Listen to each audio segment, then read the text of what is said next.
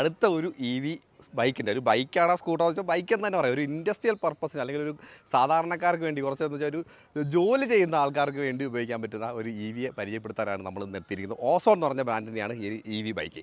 അപ്പോൾ ഓസോൺ എന്ന് പറയുന്നത് ആദ്യമായിട്ടുള്ള ഒരു ബൈക്ക് പുറത്തിറങ്ങുന്നത് 2018 സ്റ്റാർട്ട് ചെയ്ത് 2021 ഫസ്റ്റ് ബൈക്ക് ലോഞ്ച് ചെയ്തിരുന്നു, ഫസ്റ്റ് സ്കൂട്ടർ ലോഞ്ച് ചെയ്തിരുന്നു. അതിനുശേഷം അതിൻ്റെ ഒരു അപ്ഡേഷൻ എന്നുള്ളവർക്ക് അടുത്തൊരു സ്കൂട്ടർ ലോഞ്ച് ചെയ്തു. എൻ്റെ തേർഡ് ബൈക്കാണ് നമ്മൾ ഈ കാണാൻ പോകുന്ന ഈ ഒരു കിടിലൻ വണ്ടി. അപ്പോൾ ബീം എന്നാണ് പേരിട്ടിരിക്കുന്നത്. ബീം എന്ന് പറഞ്ഞാൽ നമുക്കറിയില്ല, ഭീമൻ എന്നുള്ള രീതിയിൽ തന്നെയാണ്.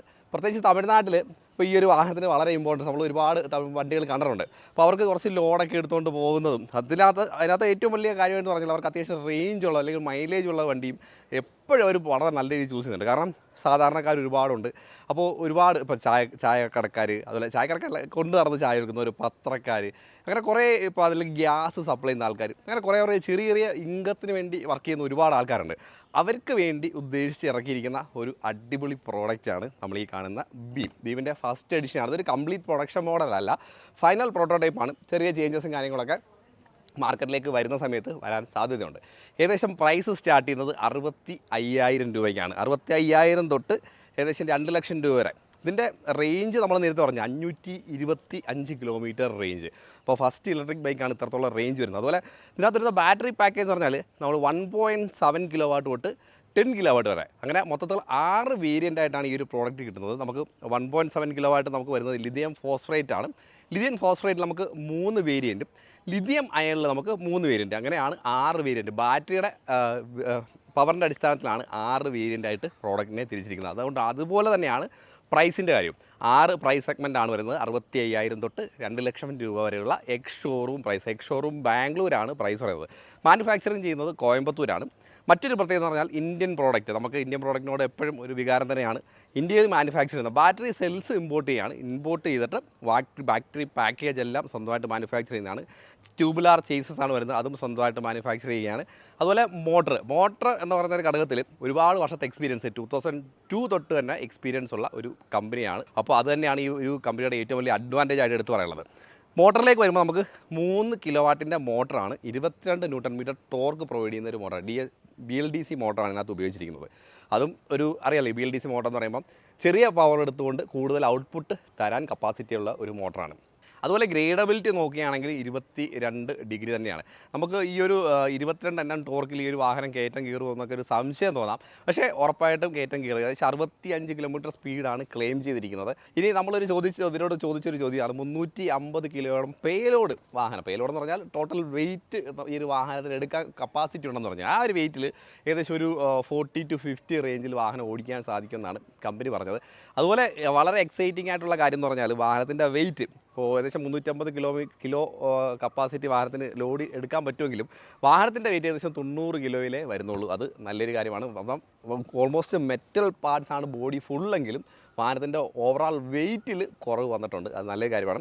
ഈ ഒരു ഫൈനൽ പ്രോഡക്റ്റിനും ചെറിയ കോസ്മെറ്റിക് അപ്ഡേഷൻസും കാര്യങ്ങളൊക്കെ വരാൻ സാധ്യതയുണ്ട്. ഇനി അടുത്തതായിട്ട് അറിയേണ്ടത് ചാർജിങ് ഡ്യൂറേഷനാണ്. നമുക്ക് 0 to 100 ചാർജ് ചെയ്യാൻ അല്ലെങ്കിൽ 0 to 8 ചാർജ് ചെയ്യാൻ എടുക്കുന്നത് ഏകദേശം 4.5 മണിക്കൂർ ചാർജ് ചെയ്ത് കഴിഞ്ഞാൽ നമുക്ക് ഇത് വാഹനം ചാർജ് ചെയ്യാൻ പറ്റും.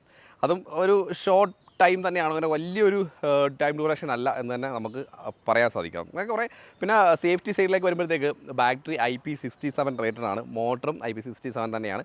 ഇത് വളരെ കോമ്പാക്റ്റ് ആയിട്ടുള്ള മോട്ടറാണ് ഇതിനകത്ത് ഉപയോഗിച്ചിരിക്കുന്നത്. അതിനകത്ത് നേരത്തെ പറഞ്ഞു ഇന്ത്യൻ മെയ്ഡാണ് ഓൾമോസ്റ്റ് എല്ലാ പാർട്സും. പിന്നെ ഇതിനകത്ത് ഉപയോഗിച്ചിരിക്കുന്ന OEM പാർട്സ് എല്ലാം തന്നെ ഇന്ത്യയിൽ തന്നെ പ്രൊഡക്ഷൻ ചെയ്യുന്നത്. ഇപ്പം മീറ്ററിൻ്റെ ഭാഗത്തായാലും ഇങ്ങനെയുള്ള ചെറിയ പാർട്സുകൾ നമുക്ക് മറ്റുള്ള OEMസിൽ നിന്ന് വാങ്ങിക്കുന്നുണ്ട്. അതായാലും നമുക്ക് ഇന്ത്യൻ മാനുഫാക്ചേർഡ് ആയിട്ടുള്ള സാധനങ്ങൾ മാത്രമാണ്. അപ്പോൾ ബാറ്ററി സെല്ല് മാത്രമാണ് പുറത്തുനിന്ന് വരുന്നത്. ഇനി ഈ ഒരു സ്പേസ് എന്തിനാണ് വേക്കൻ്റ് ആയിട്ട് ഇട്ടിരുന്നത് ചോദിച്ചാൽ, നമുക്ക് ഈ ഒരു വാഹനത്തിലേക്ക് കുറച്ച് ആക്സസറീസ് അവൈലബിൾ ആണ്. ഏകദേശം 14 തരത്തിലുള്ള ആക്സസറീസാണ് അവൈലബിൾ ആയിട്ടുള്ളത്. നമുക്ക് പാല് കൊണ്ടുപോകാനായിട്ടും അല്ലെങ്കിൽ പത്രത്തിന് വേണ്ടിയിട്ടാണെങ്കിൽ അതിനുള്ള ആക്സസറി, ഇനി ഗ്യാസ് ഊറ്റി കൊണ്ടുപോകാനായിട്ടാണെങ്കിൽ അതിനുള്ള ആക്സസറി. അപ്പം ഏത് രീതിയിലും ആക്സസറീസ് ഓപ്ഷൻ കൊടുത്തിട്ടുണ്ട്. അത് കമ്പനി തന്നെ ഇതെല്ലാം വെച്ച് ടെസ്റ്റ് ചെയ്ത് RTO അപ്രൂവൽ കൂടി എടുത്തിട്ടാണ് ഇറക്കുന്നത്. അപ്പം നമുക്ക് ആഫ്റ്റർ മാർക്കറ്റ് ചെയ്തതാണെന്നുള്ള പ്രശ്നമോ കാര്യങ്ങളൊന്നും അതുകൊണ്ട് വരുന്നില്ല.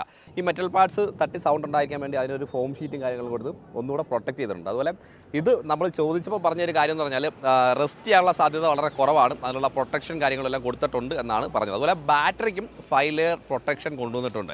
അതും നല്ലൊരു കാരണം ഒരു എപ്പോഴും ബൈക്കിലൊക്കെ മിക്കവാറും ഈ ഒരു സേഫ്റ്റി സ്റ്റാൻഡിൽ പല പ്രശ്നങ്ങൾ വരാണ്, ഫയർ ആവാനുള്ള ചാൻസ്, അതെല്ലാം പ്രൊട്ടക്ട് ചെയ്ത് വളരെ സേഫസ്റ്റ് ആയിട്ടാണ് വാഹനം ഇറക്കിയിരിക്കുന്നത്. അതുപോലെ ഫ്ലോറിലാണ് ബാറ്ററി മൗണ്ട് ചെയ്തിരിക്കുന്നത്. അത് നല്ലൊരു കാരണം ഒരു വെയിറ്റ് ബാലൻസിങ് എപ്പോഴും നല്ലത് ഫ്ലോറിൽ മൗണ്ട് ചെയ്യുന്ന ബാറ്ററി പാക്കേജ് തന്നെയാണ്. അതുപോലെ തന്നെ ചാർജിങ് യൂണിറ്റ് നമ്മൾ അധികം കണ്ടിട്ടില്ലാത്തൊരു ചാർജിങ് സോക്കറ്റാണ്. ഇതിൻ്റെ കൂടെ നമുക്ക് ഫാസ്റ്റ് ചാർജിങ് ഓപ്ഷനായിട്ട് അവൈലബിൾ ആയിട്ടുണ്ട്. അതുപോലെ ഡ്രൈവ് സിസ്റ്റവും നമ്മൾ ചെയിനിലാണ് കണ്ടത്. അതുപോലെ ബെൽറ്റ് ഡ്രൈവ് ഓപ്ഷണലായിട്ട് നമുക്ക് കമ്പനി തരുന്നുണ്ട്. നമുക്ക് വേണമെങ്കിൽ ഓപ്ഷണലായിട്ട് ഒരുപാട് ആക്സസറീസ് ഉണ്ട് കേട്ടോ. ആക്സസറീസ് നമുക്ക് ഓപ്ഷണലായിട്ട് വാങ്ങിക്കാൻ പറ്റും, എക്സ്ട്രാ ആയിട്ട് വാങ്ങിക്കാൻ പറ്റുന്നതാണ്. അതുപോലെ ഇവിടെ നമുക്ക് ചെറിയൊരു സ്റ്റോറേജ് യൂണിറ്റ് കൊടുത്തിട്ടുണ്ട്, നമുക്ക് ലോക്കബിളാണ്. പിന്നെ ഫോൺ വെക്കാനുള്ളൊരു പ്രൊവിഷൻ, ഇതാണ് ഫോൺ വെക്കാനുള്ള പ്രൊവിഷൻ. ഇതിൻ്റെ ഒരു ആവശ്യം എന്താണെന്ന് ചോദിച്ചാൽ 2 ഓപ്ഷൻ വരുന്നുണ്ട്. ഒന്ന് ക്ലസ്റ്റർ യൂണിറ്റ് ഉള്ള ഒരു വാഹനം വരുന്നുണ്ട്. ക്ലസ്റ്റർ യൂണിറ്റ് ഉണ്ടെങ്കിൽ നമുക്ക് കോസ്റ്റ് ചിലപ്പോൾ കുറച്ചുകൂടെ കൂടും. പക്ഷേ നമ്മുടെ ഫോൺ ഇവിടെ വെച്ച് കഴിഞ്ഞ് ഒരു ആപ്പ് വഴി നമുക്ക് ഈ വാഹനത്തിൻ്റെ എല്ലാ ഇൻഫർമേഷനും, വാഹനത്തിൻ്റെ GPS ഇൻഫർമേഷൻ, നാവിഗേഷൻ, അതുപോലെ എത്രത്തോളം സ്പീഡുണ്ട്, എത്രത്തോളം റേഞ്ച് ഉണ്ട്, ബാറ്ററിയുടെ ഹെൽത്ത് എത്രയാണ്, എല്ലാ കാര്യങ്ങളും നമുക്ക് ഈ ഒരു മൊബൈൽ നമുക്കിവിടെ വെച്ചിട്ട് ആ മൊബൈലിനകത്ത് ആപ്പ് വഴി കറക്റ്റായിട്ട് അറിയാൻ സാധിക്കുന്നതാണ്. അതിനുള്ളൊരു പ്രൊവിഷനാണ് ഈ കൊടുത്തിരിക്കുന്നത്. അത് മൊബൈൽ ചാർജ് ചെയ്യാനായിട്ട് നമ്മുടെ ഒരു പോർട്ട് ഇവിടെ കൊടുത്തിട്ടുണ്ട്. അപ്പം മൊബൈൽ നമ്മൾ വെക്കുന്ന സമയത്ത് അതിൻ്റെ ചാർജ് കുറയുമോ എന്നുള്ള ടെൻഷനൊന്നും വേണ്ട, മൊബൈൽ ചാർജിങ് പോർട്ടുണ്ട്. അതുപോലെ ബ്ലൂടൂത്ത് വഴിയാണ് നമ്മുടെ വാഹനവും ഫോണുമായിട്ട് കണക്ട് ചെയ്യുന്നത്. അതുപോലെ നമുക്ക് കണക്ഷൻസ് നോക്കി കഴിഞ്ഞാൽ നമ്മുടെ ലൈറ്റിൻ്റെ കൺട്രോൾസ് കൊടുത്തിട്ടുണ്ട്, ഇൻഡിക്കേറ്റേഴ്സ്, ഹോൺ നമുക്കിവിടെ കാണാം. റൈറ്റ് സൈഡിലായിട്ടാണ് വാഹനം ഓൺ ആക്കാനുള്ള ഓൺ ബട്ടൺ കൊടുത്തിരിക്കുന്നത്. ഇത് 3 ഗിയേഴ്സാണ്, ഫസ്റ്റ്, സെക്കൻഡ്, തേർഡ്, അങ്ങനെ 3 ഗിയറായിട്ടാണ് ഗിയർ കൺട്രോൾ കൊടുത്തിരിക്കുന്നത്. ഇത് ഫോർവേഡും റിവേഴ്സും, മിക്കവാറും നമ്മുടെ എല്ലാ EV ബൈക്സിലും കാണുന്ന കാര്യമാണ് റിവേഴ്സ് മോഡ്. അപ്പം അത് ഇതിനകത്തുമുണ്ട്. ഉപയോഗിച്ചിരിക്കുന്ന സ്വിച്ചും കാര്യങ്ങളൊക്കെ ഉണ്ടല്ലോ, നമ്മുടെ പ്രാദേശികമായിട്ട് നിർമ്മിച്ചിരിക്കുന്ന പ്രോഡക്റ്റുകളാണ് ഓൾമോസ്റ്റ് എല്ലാ ഭാഗത്തും ഉപയോഗിച്ചിരിക്കുന്നത്. അതൊരു പോസിറ്റീവായിട്ട് തന്നെ എടുക്കേണ്ട കാര്യമാണ്. ഇനി ക്ലസ്റ്റർ സൈഡിലേക്ക് വരുമ്പോൾ നമുക്ക് ഓൾമോസ്റ്റ് എല്ലാ ഇൻഡിക്കേഷൻസും നമുക്ക് ക്ലസ്റ്റർ സൈഡിൽ കാണാം. മീറ്റർ അനലോഗായിട്ടാണ് കൊടുത്തിരിക്കുന്നത്. പിന്നെ ഹെഡ് ലാമ്പ് നമുക്ക് ഹാലജനാണ്, നോർമൽ ഈ ഒരു വണ്ടിക്ക് ചേരുന്ന ഒരു സൈസ് ഹെഡ് ലാമ്പ് തന്നെയാണ് അത് വന്നിരിക്കുന്നത്. ഇൻഡിക്കേറ്റേഴ്സ് കാണാം. പിന്നെ ഫ്രണ്ടിൽ നമുക്ക് ടെലസ്കോപ്പിക് സസ്പെൻഷനാണ്. ഫ്രണ്ടിൽ ഡ്രമ്മിൻ്റെ സൈസ് വരുന്നത് 130 mm ആണ് കേട്ടോ. 130 mm ഡ്രം ബ്രേക്സ് ആണ്. അതുപോലെ ഈ ഒരു വീല് ഈ രീതിയിൽ പ്രൊവൈഡ് ചെയ്തിരിക്കുന്നത് അലോയ് വീലോ കാര്യങ്ങളൊന്നും വരാത്തതിൻ്റെ റീസൺ എന്ന് പറഞ്ഞാൽ ഈ ഒരു വാഹനം ഏത് ടെറൈനിലും യൂസ് ചെയ്യാൻ പറ്റണം, അതാണ് മെയിൻ അട്രാക്ഷൻ. അപ്പം ഞാൻ ആ തുടക്കത്തിൽ പറഞ്ഞൊരു സാധാരണക്കാരന് അവരുടെ ഒരു ചെറിയൊരു ബിസിനസ് കൈകാര്യം ചെയ്യാൻ വേണ്ടി തന്നെയാണ്, ആ ഒരു പർപ്പസാണ് മെയിനായിട്ട് ഫോക്കസ് ചെയ്തിരിക്കുന്നത്. ബാക്കിയുള്ളവർ യൂസ് ചെയ്യാൻ പറ്റില്ല എന്നല്ല. അപ്പോൾ ഏത് ടെറയിൽ ഇപ്പോൾ ഒരു കുന്നും മലയും കയറി പോകണമെങ്കിൽ അങ്ങനെ പോകണം, സാധാ റോഡിൽ കൂടെ പോകണമെങ്കിൽ അങ്ങനെ പോകണം. അപ്പോൾ ആ ഏത് ടെറയിനും മാനേജ് ചെയ്യാൻ വേണ്ടി തന്നെയാണ് അലോയ് വീലും കാര്യങ്ങളൊന്നും ഈ ഒരു വാഹനത്തിലേക്ക് കൊണ്ടുവരാത്തത്. അതാണ് ഈ ഒരു ഫ്രണ്ടിലെ കാര്യം പറയാൻ.